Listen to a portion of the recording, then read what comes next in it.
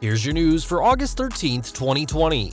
And your headlines for today include: Scary moment causes match to be stopped during next week's WWE NXT TV taping. Major fan backlash after former NXT champions return.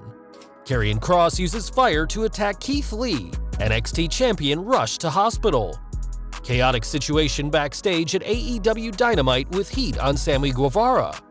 Former WWE referee Mike Chioda debuts on AEW Dynamite. Fans call out Big Botch on AEW Dark this week. Paul Heyman's first stint after being fired as Raw director. Finally, and we mean finally, venue for SummerSlam is decided. Major issues for PayBack, and more. We're kicking off with news from NXT as the taping for next week's episode didn't go as planned. Post Wrestling is reporting that a Johnny Gargano vs. Ridge Holland match had an unexpected break after the former NXT champion took a bad bump to the head.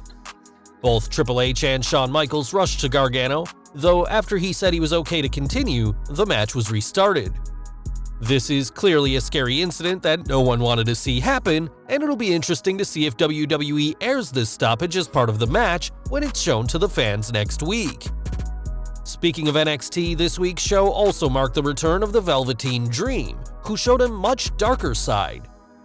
Before the show, it was promised that a mystery opponent would join Kushida and Cameron Grimes in the North American title ladder match qualifier, and that turned out to be Dream, though it was Grimes who got the win and the spot in the TakeOver 30 ladder match. Dream's absence, given that he hasn't been seen since TakeOver in Your House, was explained as him taking time to bounce back from his loss to then NXT champion Adam Cole, though it was in fact due to being in a car accident, which came shortly after he faced claims of inappropriate conduct with minors.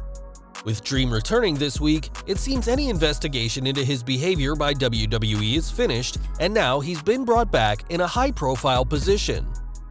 Attacking Kushida post-match, seemingly turning heel, Dream clearly wasn't happy about the result, and probably wasn't happy about the fan backlash his return faced. Online, a large proportion of fans don't want to see Dream at all, as there's plenty of evidence against him in these claims of inappropriate conduct, whilst other fans questioned why WWE hadn't fired him already. Despite this, the bizarre superstar is back, with a newfound mean streak, and with Dream set to face Finn Balor next week, he's returned to a very favorable position on the card. This week's show also saw an appearance by Karrion Kross, who wasn't finished after defeating Danny Burch. Post-match, NXT champion Keith Lee walked out for his contract signing with Kross, though when Scarlett delivered the paperwork, a fireball lit up and burned Lee in the face. Trainers quickly swarmed the ring to tend to the burned NXT champion, who was in extreme pain as he was helped to the back, but that didn't stop him from making threats to Kross and Scarlett. Later on in the night, Mia Yim gave an update on Lee, saying he'd been taken to a local hospital and hadn't suffered any serious injury, though this has certainly added more intensity to the feud between Lee and Kross. With Lee set to defend his title at TakeOver 30 against Kross, it seems the challenger now has the upper ground, and we'll have to wait and see what condition the NXT champion is in next week. Over to AEW now, and there's been an update on the company's reaction backstage to Sammy Guevara's recent actions. On last week's Dynamite, an unplanned chair throw by the Spanish God left Matt Hardy as a bloody mess, and it's now being reported that things weren't any less tense once the match ended. According to Fightful, the usually mild-mannered Hardy was heated after the segment, and also felt lucky that his situation wasn't worse, and though no one thought Guevara hurting Matt was intentional, many thought it was reckless. On this week's edition of AEW Dynamite, Guevara had a lucky escape when Matt promised to end him, and though the Broken One assaulted someone he thought to be the Spanish God, it was just a referee. It's also been noted that despite Guevara apologizing backstage, there was still plenty of heat on him. And given that he only recently returned from sensitivity training for his past remarks about Sasha Banks, it'll be interesting to see where the company goes from here regarding the 27-year-old prospect. Speaking of AEW, this week's show kinda saw a new title revealed, as the completed version of the TNT Championship was unveiled. The updated look has a gold finish on the plates and was hoisted high by new AEW and former WWE official Mike Chioda, who was released by WWE earlier this year. It's believed that Chioda was let go because his veteran status in WWE meant he was getting a hefty paycheck, and with AEW facing claims of poor officiating, having the veteran enforce the rules is a big win for the company. Over to AEW Dark now, and the show got fans talking this week for all the wrong reasons. During the Phoenix vs. Lee Johnson match, Phoenix had his opponent in the ropes, with the idea being that he'd lay in some strikes, though the camera angle used was less than favorable. Instead of any contact being shown, the camera revealed that Phoenix was clearly hitting himself, and this botch has been shared online by plenty of fans since it happened. Granted, this isn't quite as bad as that one Dark Order member who threw some of the worst fake punches we've ever seen, but for a company that's gotten so much right over the past year, incidents like these stand out in a big way.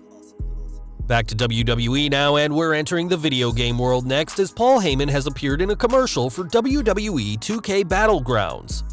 Unsurprisingly, the former executive director was on top form with his verbiage as he highlighted the game's online multiplayer mode and added that if you can pre-order now, you can brawl without limits. Though Heyman didn't say it in his commercial, fans who pre-order before the September 18th release date will also get Edge, as well as 3 versions of Ronda Rousey, Stone Cold Steve Austin, and The Rock, as well as 1,100 Golden Bucks, whatever that means. WWE 2K Battlegrounds is shaping up to be a very untraditional game for the company, which makes sense given that this has been an untraditional year, and fans will be able to get their hands on the new game, which is replacing WWE 2K21 next month. We're looking ahead to SummerSlam next, as it's been confirmed that the show won't be taking place in Atlantic City. Despite reports that Vince McMahon wanted to desperately get the show out of the Performance Center and Florida, PW Insider is now reporting that the show will indeed take place in the PC. WWE will be hosting 2 tapings tomorrow, which will cover this week's SmackDown and next week's Raw, and the company will go live every week after SummerSlam.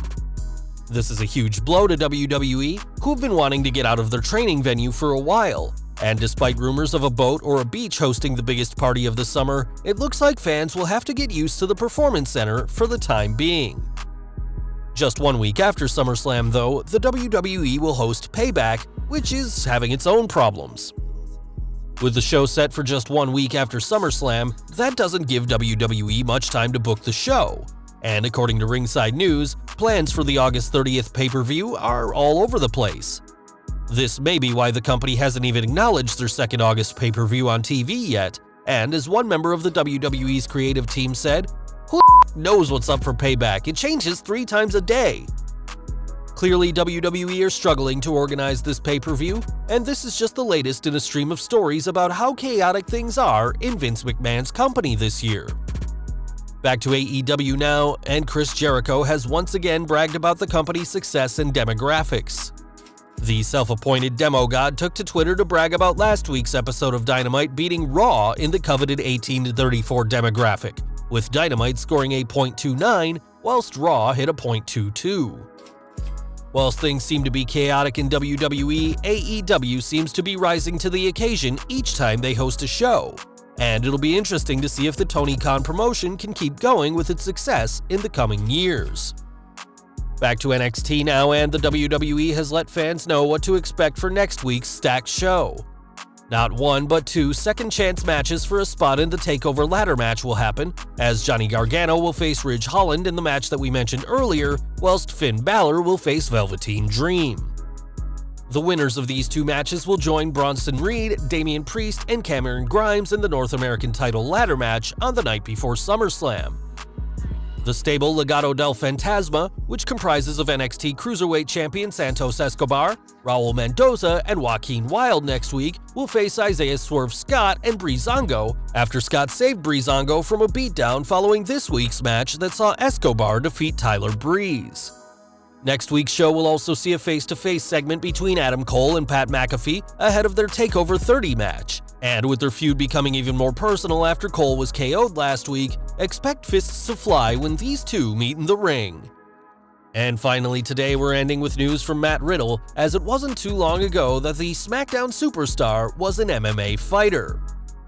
Speaking on the bump this week, the King of Bros spoke about his transition from MMA to pro wrestling and said that it was WrestleMania 30 that ultimately convinced him to give wrestling a go. He said, "I just remember being in my house and just watching it and seeing Daniel Bryan win, seeing Brock Lesnar, another MMA fighter, beat The Undertaker's streak, and just seeing where I thought sports entertainment was transitioning to." WrestleMania 30 was certainly a historic night for WWE, as it also saw Cesaro win the first Andre the Giant Battle Royal and John Cena defeat Bray Wyatt in their first WrestleMania collision.